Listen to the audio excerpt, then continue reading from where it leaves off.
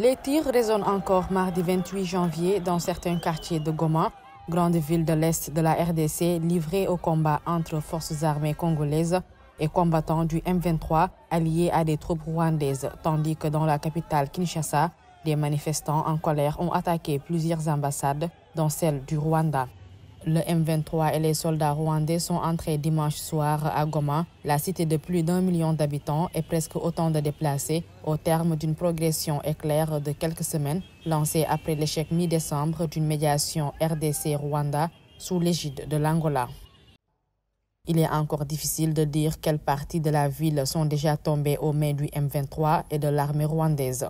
L'armée sud-africaine a par ailleurs annoncé 4 soldats supplémentaires tués en RDC, portant à 17 les membres de la force régionale d'Afrique australe et de la mission onusienne morts ces derniers jours dans des combats contre le M23. C'est dans ce contexte particulièrement tendu qu'une nouvelle réunion du Conseil de sécurité des Nations Unies sur la RDC est prévue mardi après-midi. Après une précédente réunion dimanche, le gouvernement congolais avait fustigé une déclaration vague de l'ONU sans exigence claire au Rwanda de quitter le sol congolais. Plusieurs milliers de troupes rwandaises sont présentes dans la région, selon l'ONU.